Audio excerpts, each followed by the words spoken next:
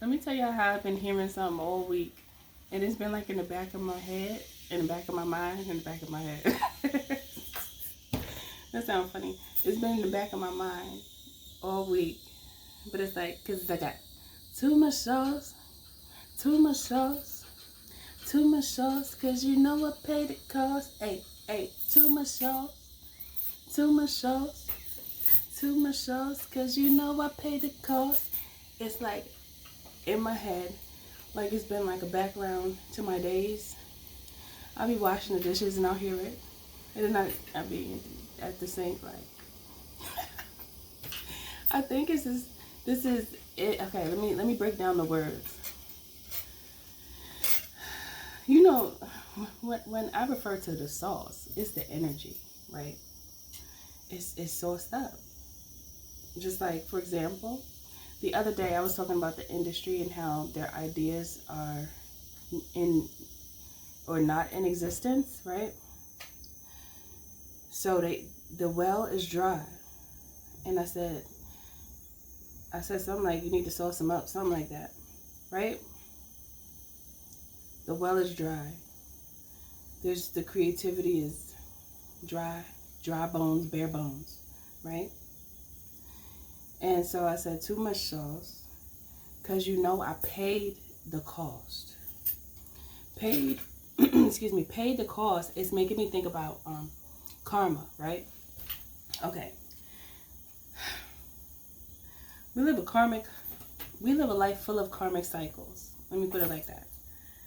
We live a life full of karmic cycles, and the karmic cycles are lessons for us to learn from.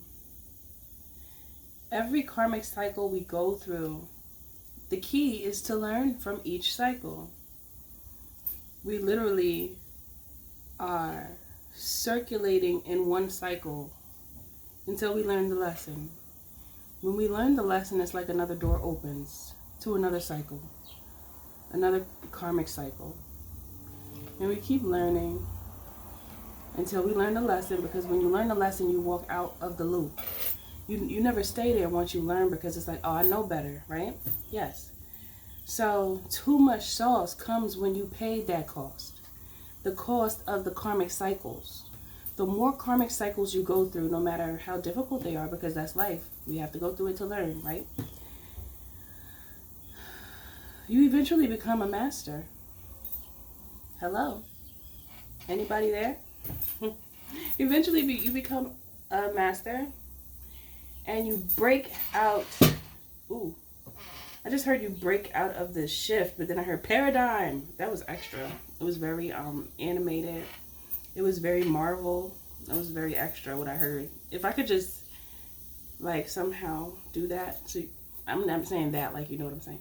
If I could give you what I experienced just now, it would be nice if I could just do that. I probably could in my own way, but that's besides the point. I'm just telling you, just take me as I am. Okay? But that's what I'm getting. This is about, like, the karmic cycle. We all go through these things, don't we? Oh, my. Think about all those karmic cycles you were in. And then when you get out of it, you're like, what was I in there for that long for, going in circles? You know what it reminds me of, too? It reminds me of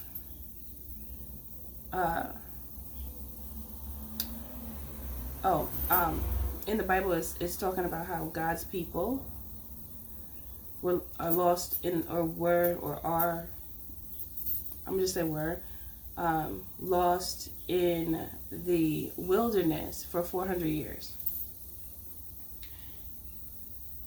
And it's like they keep going around and around doing the same thing. Spirit just said the reason why so many people are stuck in these karmic cycles for so long is the ego. It's the ego. It's the ego.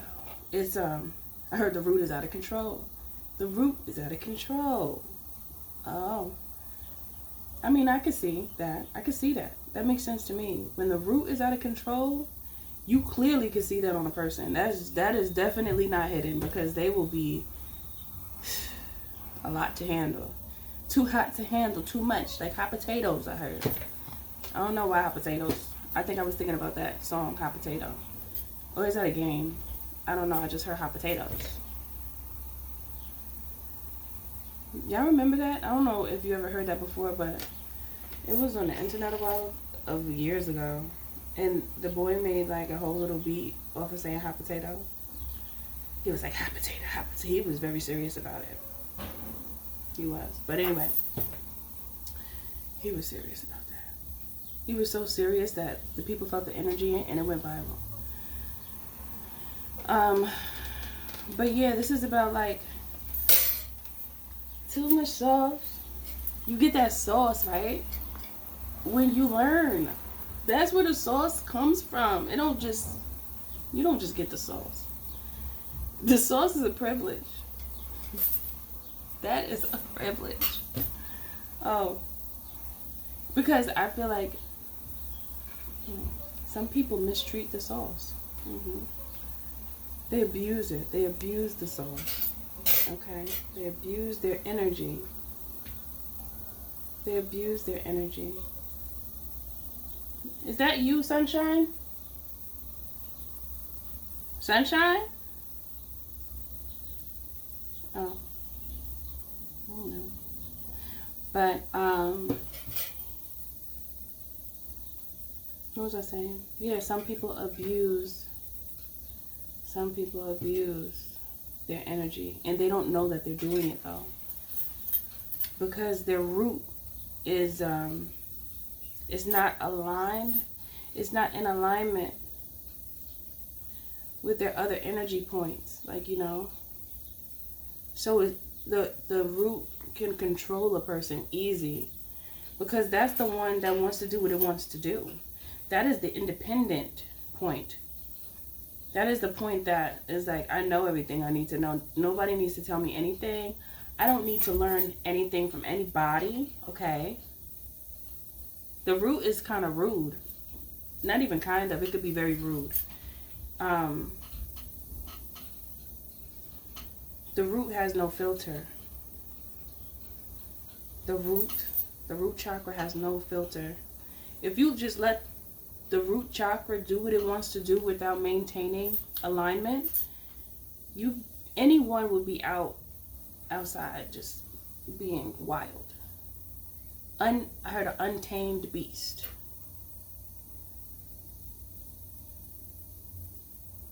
And paying the cost teaches you how to tame that root. How to tame the root.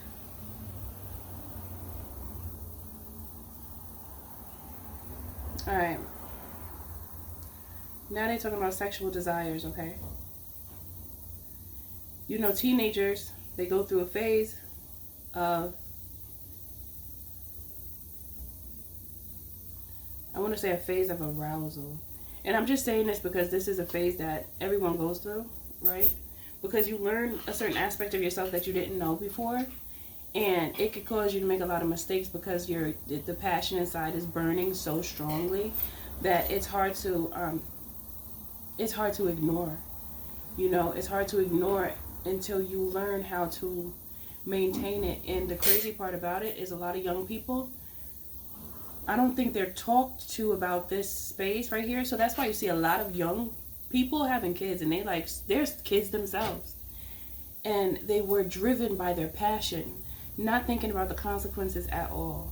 Driven by their passion. And this, I just heard, this phase of uncontrollable desire sometimes is not just a phase, because the person doesn't get the lesson that they needed when they were younger to realize how that desire, that untamed desire, can control them. And then that untamed desire follows them into their adulthood. It'll just follow them and follow them and follow them. And then they'll want to feed it. That's the thing about desires. They need to be fed. And if they're not, then a person could have outbursts, because it's kind of like a drug, right? It's kind of like a drug, because people who are addicts, right? Their body ends up craving the drug, whatever drug they were on. It doesn't have to be a specific drug. It can even be cigarettes, it could be alcohol, it could be anything, it doesn't matter. Whatever one may be addicted to, their body begins to crave it. So, like for instance, someone who just so happens to be a crack addict. So someone who's a crack addict, right? They can love their family. Oh, they can love them very much. But the addiction overpowers that love, because the sickness is inside of the body, right? It has become a parasite. Like, that's the best way I could describe how I'm getting it. Okay, the addiction becomes a parasite that needs to be fed. So no matter how much a person loves their family, they will steal from everybody that they love just to go feed that parasite, because if they don't feed it, they're gonna start tweaking, and they can't handle not feeding the parasite, because the parasite is using this person as their host. And if it doesn't feed, it will begin to, almost like, the best way I could explain it is feed on the body.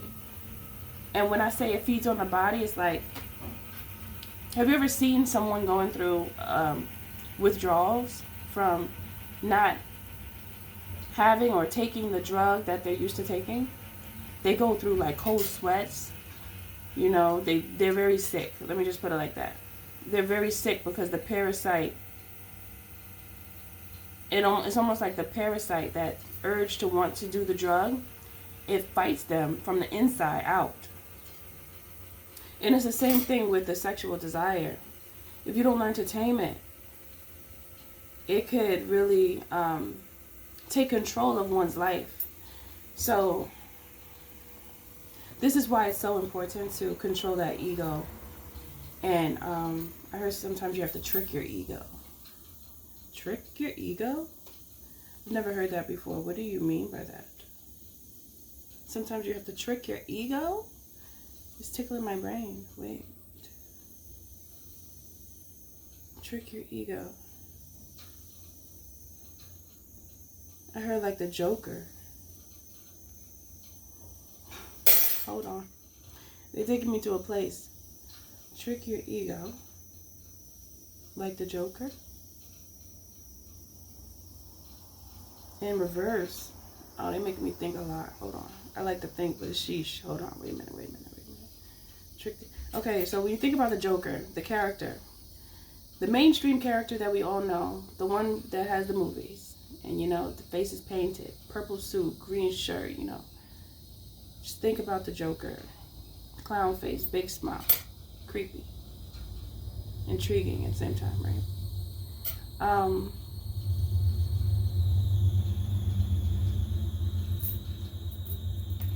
He does things that may be considered wrong because he knows that they're right.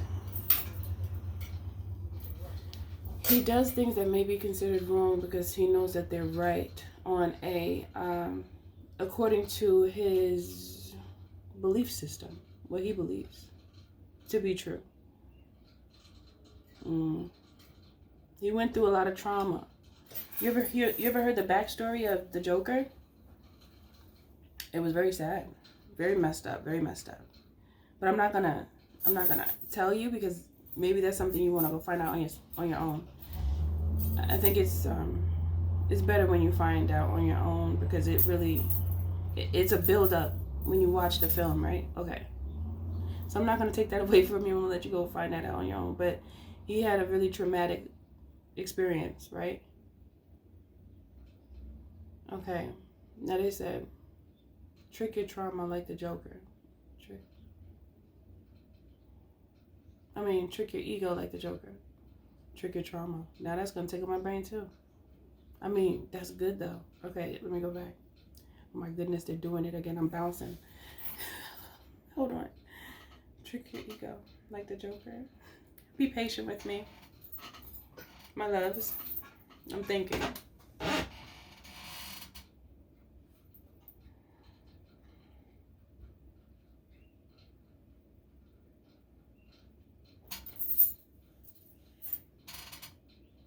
Reform what your ego means to you.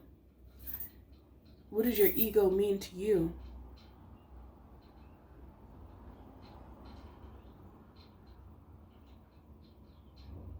The Joker used his ego for good in his mind, because him eliminating certain people was for the greater good. Like, some people need to go. Okay, that's what was in his mind. And it was really also people that were unkind to him. But people that were kind to him, he let them be fine. But the thing is like, he was nice to the people. He was a little strange, a little awkward, eccentric. But he would be nice to certain people and they would mistreat him. And they would give him a reason to go all in, and I heard reclaim his integrity. I'm hearing all types of things. Hold on. They got me. I'm trying to take mental notes and not forget what is going on here.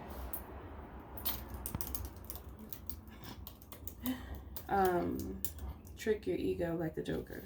I gotta keep saying that to remind myself. Okay, the meaning of integrity is the state of being whole and undivided. The people that were mean to the Joker made him feel like he lacked wholeness. He felt divided when people would treat him that way.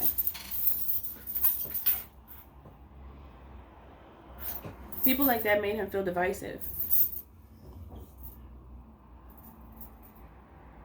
Like he wasn't enough. I heard this is why people, at times, this feeling that one can give another, if another person's emotions and ego are not in control, they'll want to come back and destroy you because they don't know how to handle themselves, basically. And that was the Joker, because he, how can I say it?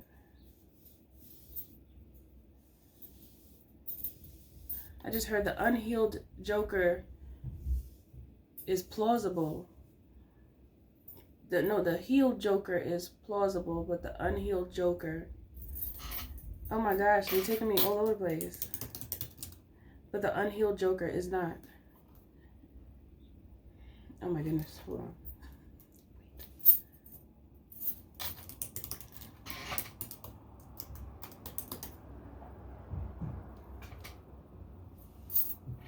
The healed Joker is plausible, permissible. The healed Joker, because you have understanding at that point of your ego. Like the Joker is one with an unhealed ego. Sometimes that happens, but your mind and your perspective is powerful enough to cry. Let it, allow the emotion to be, allow yourself to feel it, but then you also have to allow it to run through you, run its course through you, and then motivate yourself to get up because you love yourself. Remind yourself that you love yourself. Look in the mirror and say, I love you. I love you. As many times as you need to. Tell yourself how handsome you are, how beautiful you are. Tell yourself how intelligent you are. Look at yourself and say those things that you need to hear in order to push yourself to get up and go, because investing in oneself is the best investment, because it gives you stability and your foundation becomes so strong that after a while you learn so many lessons that You don't look at lessons the same anymore. Let's talk real quick about how I wrote a book about how amazing you are. And it's dropping March 24th. Look out for it. It's like difficult lessons turn into challenges.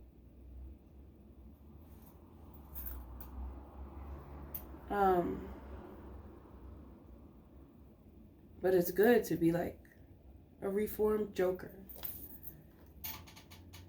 because it's like the Joker unhealed version is the one that is seeking a lot of validation from others. The unhealed Joker seeks a lot of validation from others. So if you're not nice to me, basically, I'm gonna end you if you're not nice to me. Not considering what's really going on with that other person, and not allowing their energy to influence you so much, because the Joker was very influenced by other people, like overly influenced, right? Yes. Overly influenced. The healed Joker just laughs. The healed Joker just laughs.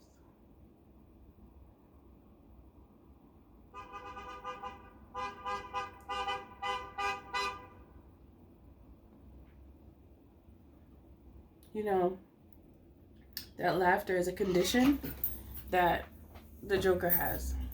So the Joker will laugh at the most inopportune time, and it's very awkward and it's very extra.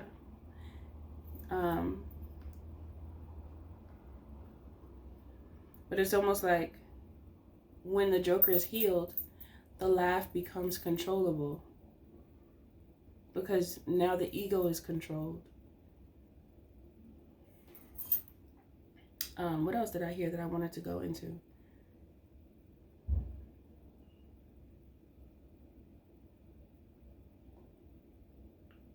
Trick your trauma.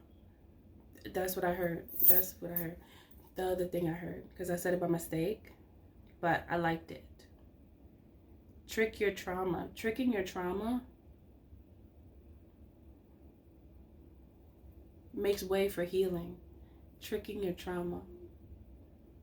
So when you trick your trauma, you tell your trauma what it was for. You give it a reason.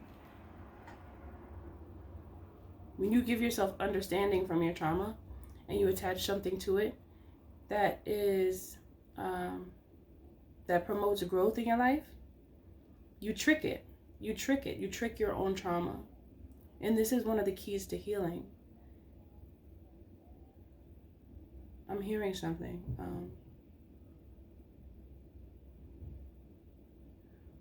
One who is not able to trick their trauma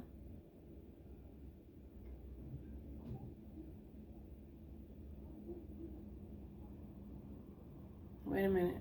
I'm hearing too many things. Hold on. One who is not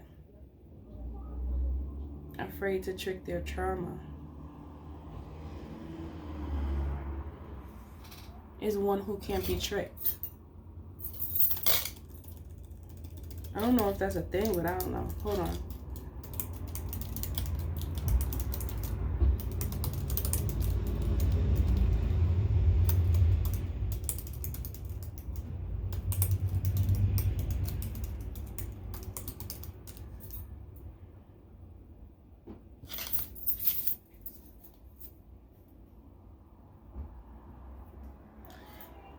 All right. That's by Mystic Alchemy. I was just trying to see if I see a quote anywhere else, but that's by me in spirit. We just did that just now. Okay. One who is not afraid to trick their trauma is one who cannot be tricked. Because if you can, and when I say tricked, it's like, it's kind of a trick, but it's not, but it is.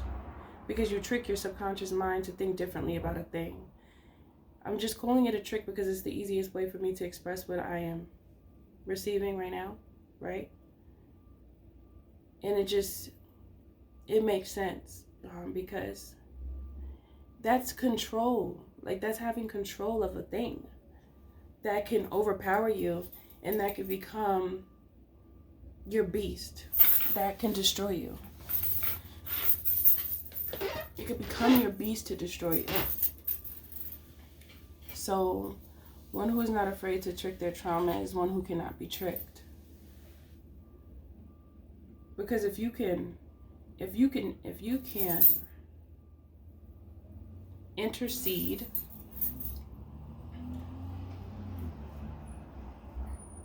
the strength of the beliefs that have had a stronghold over your mind for a long time, if you could intercede and it's like surgical. I just heard surgical. If you can go in and cut the cancer out and replace it with nutrients, like something that will promote growth, it rewires your mind. You'll look at it differently. You won't look at things the same anymore. You won't look at that trauma the same anymore. It's not the same. It won't be the same.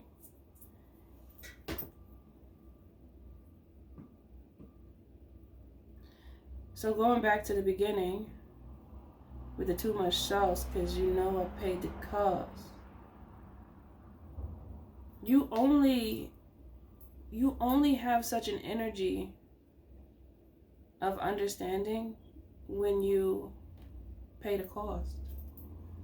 When you pay all the debt from those karmic cycles and you learn from each one and you actually retain what you learn and you utilize it every day. Oh, yes, that is the way. What'd he say? I do this every day. I do it my way. Because I was like, what'd he say? What'd he say? No, but it's good. It's so good. When you figure out how to do something your own way,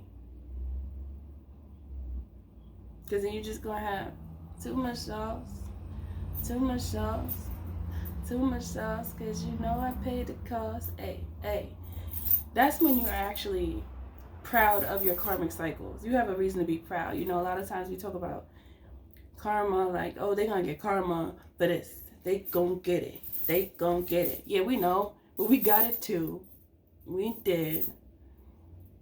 Okay? And it didn't feel good. It felt horrible. Like, oh my gosh, get me out of here.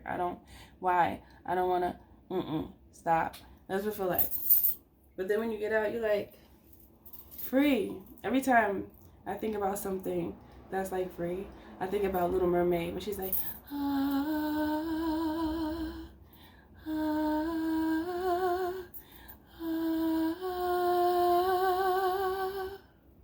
always think about that. But it's true, man. It's true. This is how we do. I heard we gotta learn even when we're screwed. Through all them ones and twos. Ones and twos. No matter if you're by yourself or if you're in a relationship, there's always a karmic lesson somewhere. There's always karmic lessons and places that you may least expect them to be. But the more you pay attention to what's going on within you and around you, the more lessons you can learn. I heard, how about you try to be creative and find karmic lessons in your life to learn from them? Like, look for them. Am I doing something that's Am I doing something that's just so toxic? Or am I thinking something that is just so toxic and I know it's toxic and I want to do it? Am I doing that? Okay, so let me try to go fix it before the universe gives me karma. How about I give myself the karma? Because the universe karma is, whoo. When you take too long, they give it to you. They give it to you a little too strong, okay?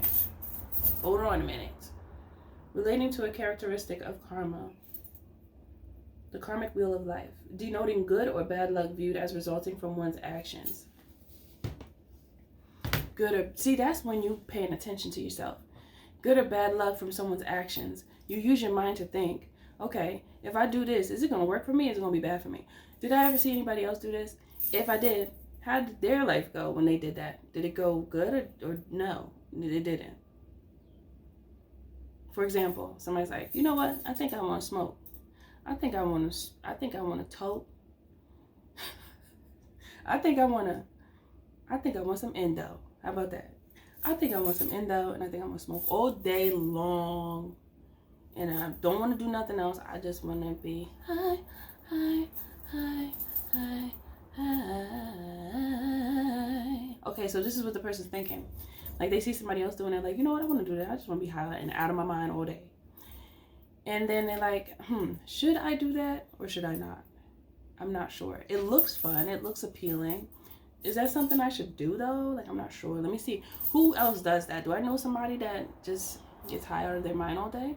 And then you look at a person that does that. They get high out of their mind all day. And then you look at them and then you're like, you know what? So they just sit there all day and do that? That's it? Oh, okay. It doesn't really look like they're having fun. In a way, there was something about it where I saw people do it before and it looked so fun and it made me want to do it too. But now that I actually really pay attention to the people that do it, they actually look really tired. And they look like they don't have any energy to even like get up and like maybe take a shower or clean up, because I don't know, it just looks like they don't have any energy. So do I really want to do that? Because I like to have my energy. I like to feel like I could just get up and just go. Like, you know, I like my energy to be snappy, right? So I feel like that is taking ownership. When you look at someone else's situation and you're able to gauge what you want to do based off of what the results someone else got. Now, this doesn't always work. You have to use discernment with this method as well. You can't just be going along with other people's life and just do, you know, it's kind of like you're using someone else as an example for you to get the best outcome for self. So it's a strategy, because you're able to use someone else's experience to, and you can use multiple people. You don't have to just use one person, but you can use someone else's experience to see possibilities for self. You know, if you're someone, you know what, like, I like to go outside, I like to be about, I like to do this, do that.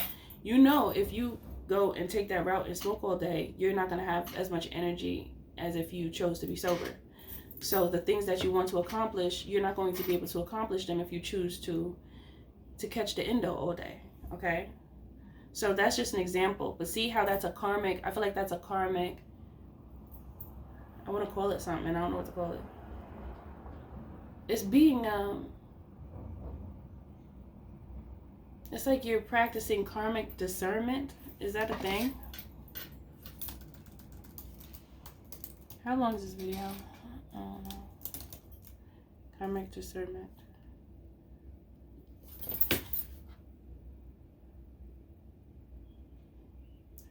Discernment of karmic recompense sutra? Wait a minute. Is it recompense or recompense? Recompense. I feel like I'm not pronouncing it right. Hold on. I'm not enunciating it correctly.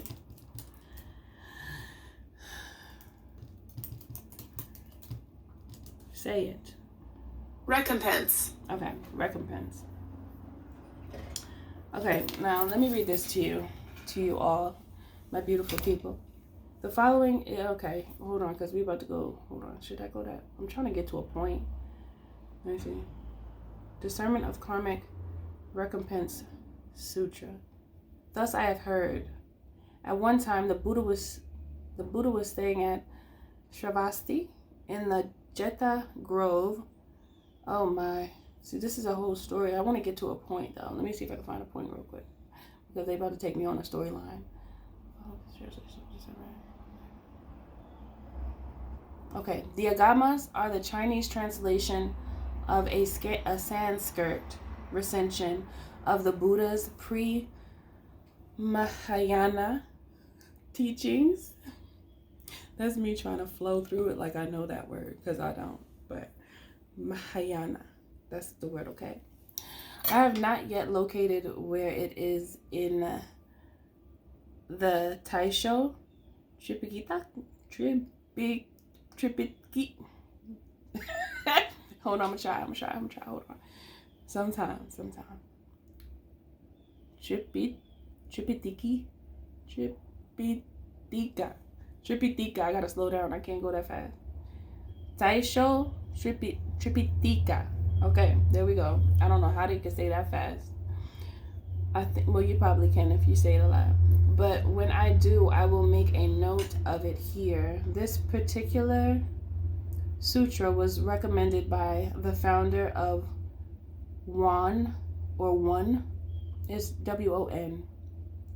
Won Buddhism. Pak Chungbin, from 1891 to 1943, aka the Great Master Sotaesan. SOT'_AESAN, for those beginning their study and practice of Buddhism, as it deals with the law of cause and effect on a very simple level. It is the same kind of discourse as the, oh my, that's a long one, Kulakamavabanga Sutta, the shorter exposition of action. Well, that's what that long word means. It's CULAKAMMAVIBHANGASUTTA is the second word. My, who created that word? In the middle length discourses of the Buddha, in that it teaches a fairly straightforward correspondence between making good causes and various beneficial effects. In fact, the person to whom the discernment of karmic recompense sutra is taught is the same Subha, son of Toya, is Toeyya, who is the inquirer in the shorter exposition of action discourse.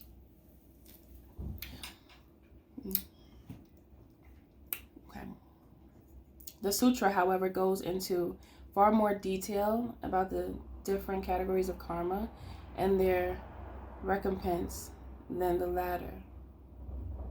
The different categories of karma.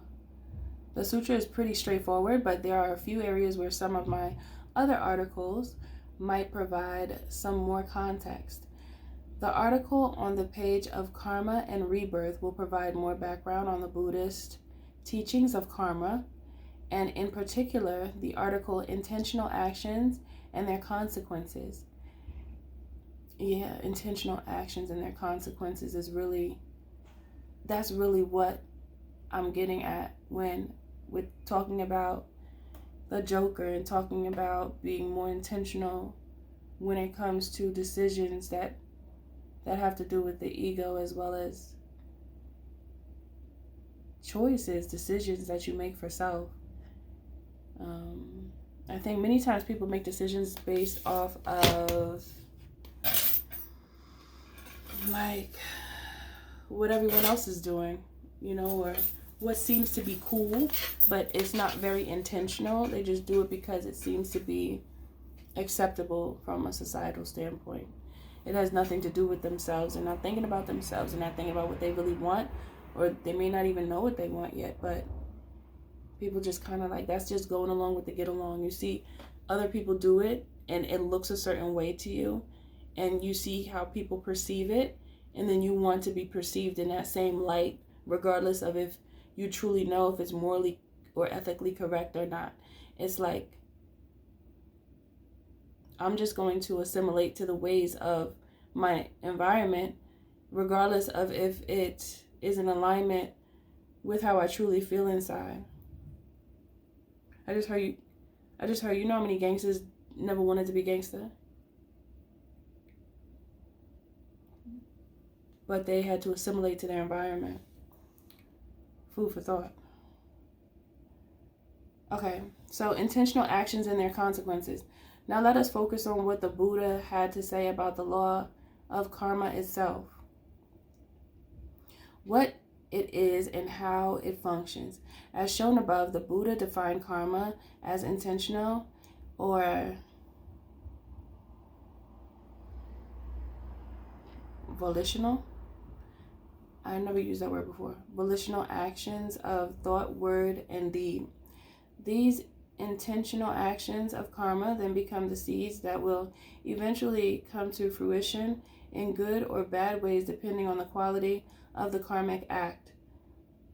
Citing the verses of some ancient wise seers, the Buddha taught, whatever sort of seed is sown, that is the sort of fruit one reaps. This is true. You know, I made a song when I was like 16 years old, and it was called Reap What You Sow, and I'm hearing it in my mind. But anyway, the doer of good reaps good. The doer of good reaps good. The doer of evil reaps evil. That's giving me that saying, live by the sword, die by the sword, live by the gun, die by the gun. It's just making me think about that because it's like the same flow, the same, you know. What's that called? There's a name for that in poetry. Like, oh wait.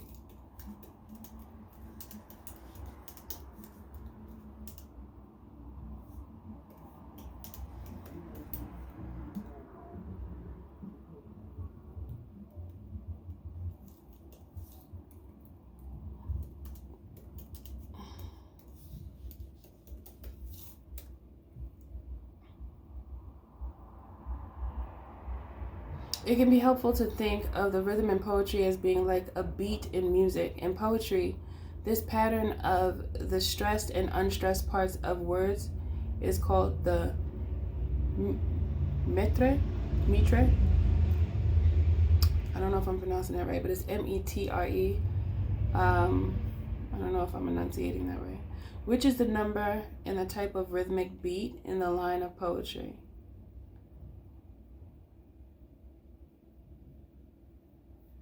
Yes, that same rhythm. I just picked up that same rhythm with the live by the gun, die by the gun. Whatever sort of seed is sown is a sort of fruit one reaps. It's similar. Okay.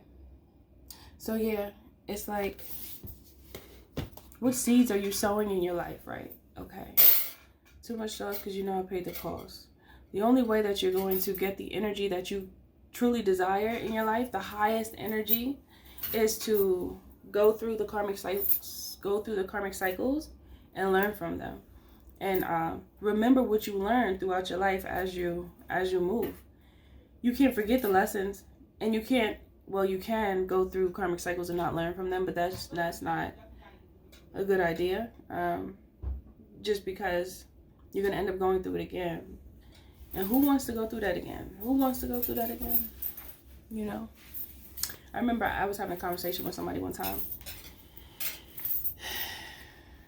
and I was like, so after everything that you've been through, what? And this is like a personal conversation. This wasn't like for you guys or anything like that. This wasn't from like a healing conversation from one of you all that have booked with me. This is like a personal conversation with a friend. And I was like, and this friend lived a rough lifestyle, like rough choices made that really caused a lot of trouble. And I was like, what have you learned from everything that you've gone through?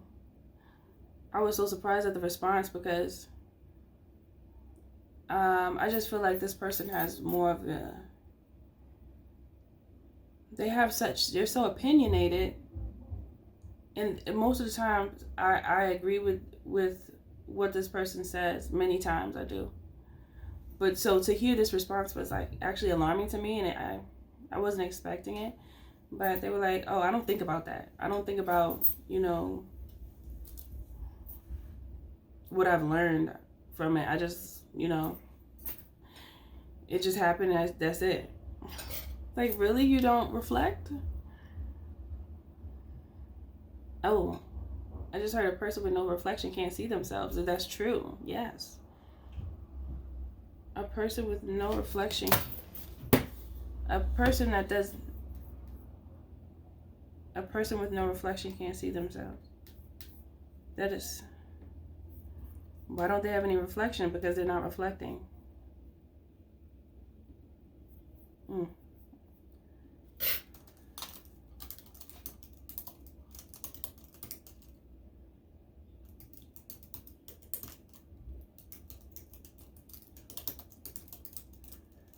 What was the other thing I said? Something about, what did I say? I said something.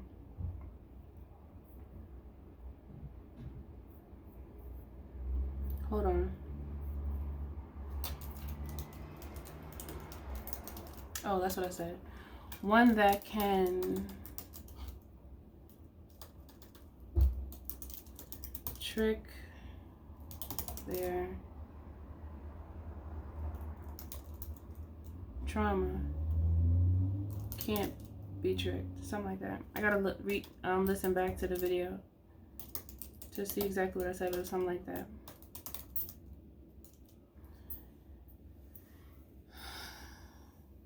Because you have understanding. Okay, so yeah, this is what this went a lot longer than I meant for it to, but I was just going to the places they was taking me, so I brought you with me. Hey, come on, let's go. But yeah, that's what it's about. Don't be afraid of karma. That's a challenge you need. That's you need that. No matter how hard it is, we all go through it. Regardless of how sometimes you just wish it on another person because they hurt you. But it will happen to those who it needs to happen to. And you just want to hope that when they go through their karma, they learn from it, because then they're going to do it again. I mean, some people don't care. I mean, that's fine. When it comes to an adversary, it's like, whatever. I don't care if you make it or not, because it's like you don't have me in your best interest, so why should I? Which is understandable too. But it's like karma is just one of those things that is, it actually is meant, it has purpose. The purpose is for us to learn so that we do not do the same things over and over again.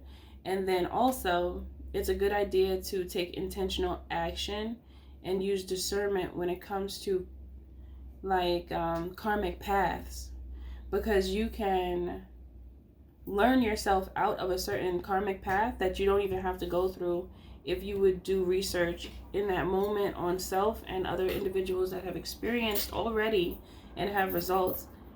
They have experienced the situation, and they also have the results that you can review to see if that's a path that you feel is right for you. That way you can like save yourself the trouble. Why not save yourself the trouble? Why not?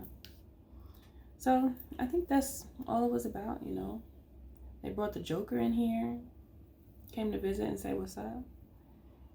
The healed Joker and the unhealed Joker.